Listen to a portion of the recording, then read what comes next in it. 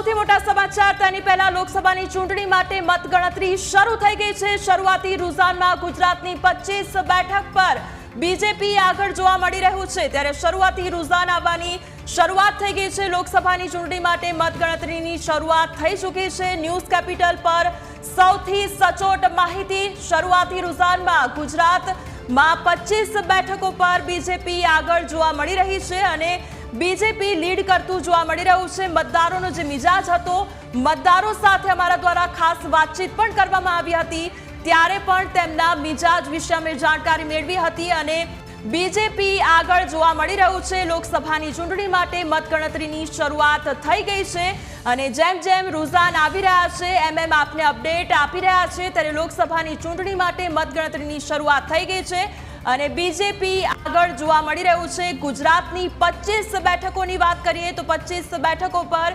BJP lead લેતું જોવા મળી રહ્યું છે। કોંગ્રેસ એક તરફ દાવો કરી રહ્યું હતું કે અમે આ વખતે ગાબડું પાડીશું અને તમામે તમામ જે બેઠકો છે તે બીજેપીના ફાળે નહીં જાય તેવો દાવો કરવામાં આવ્યો હતો, પરંતુ હવે જ્યારે રૂઝાન આવવાની શરૂઆત થઈ ગઈ છે, મતગણતરીની શરૂઆત થઈ ગઈ છે, ત્યારે બીજેપી લીડ લેતું જોવા મળી રહ્યું છે। 25 બેઠક પર બીજેપી આગળ ચાલી રહ્યું છે। લોકસભાની ચૂંટણી માટે મતગણતરીની શરૂઆત થઈ ગઈ છે અને શરૂઆતી રૂઝાનમાં ગુજરાતની 25 બેઠક પર બીજેપી આગળ જોવા મળી રહ્યું છે। તો 25 બેઠકો પર ગુજરાતમાં બીજેપી આગળ જોવા મળી રહ્યું છે।